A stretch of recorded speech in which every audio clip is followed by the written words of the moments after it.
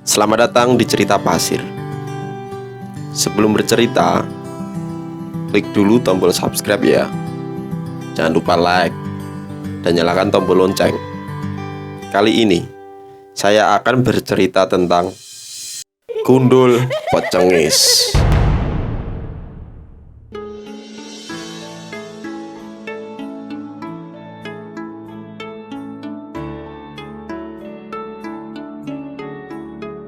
Sore itu, aku bermain ke tempat tetangga. Pak Roni namanya. Orangnya baik, hingga disuguhi makan dan minuman ala pedesaan. Saking asiknya, tak terasa malam pun tiba, diiringi hujan rintik. Aku pun segera pamit untuk pulang, karena istriku sendirian dan sedang hamil muda. Saya pamit dulu ya Pak, istriku sendirian di rumah.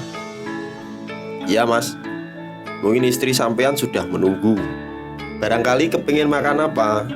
Wong baru hamil, sukanya yang aneh-aneh loh mas, ucap Pak Roni sambil meledekku. Aku pun bergegas pamit. Hujan masih turun merintik ketika aku lewati sebuah kuburan yang terletak di ujung desa. Tak ada jalan lain selain jalan ini, hingga aku memberanikan diri melangkahkan kaki melewati samping kuburan. Meski bulu kuduku mulai berdiri. Kenapa tak ada orang yang lewat? Padahal ini baru jam 7 malam. Untukku dalam hati, seharusnya tadi aku menerima saja tawaran Pak Roni untuk mengantarkan aku pulang ke rumah.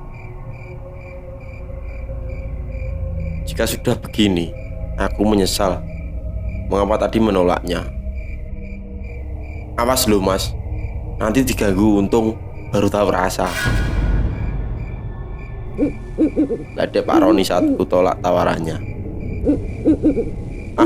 Mana ada sih pak, orang yang sudah mati bisa hidup lagi, sambil tersenyum dan berlalu dari hadapannya.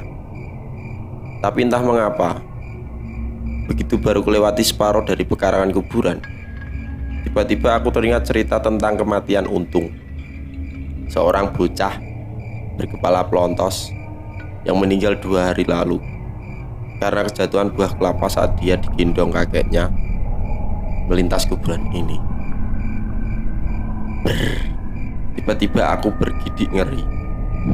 Dengan tergesa-gesa, aku ingin segera melewati kuburan yang cukup luas ini.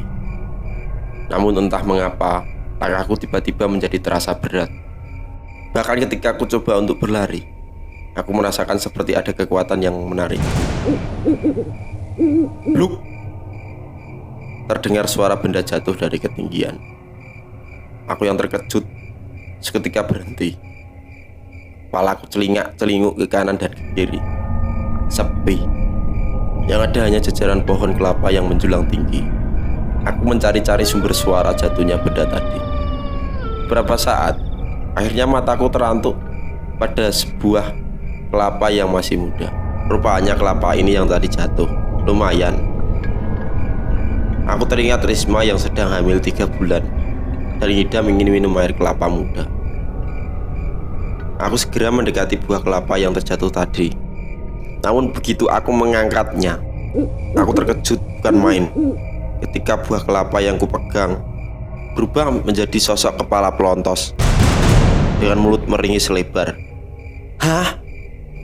Seketika aku melemparnya.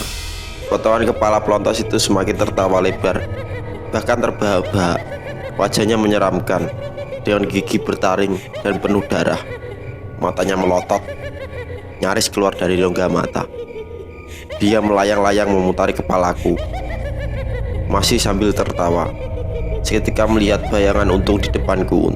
Untung, apakah itu kamu? Keringat dingin mulai membanjiri tubuhku, dan entah mengapa, kurasakan pandangan mataku semakin gelap. Itulah cerita gundul pecengis.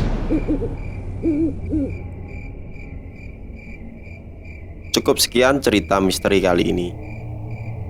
Nantikan cerita misteri berikutnya. Hanya di cerita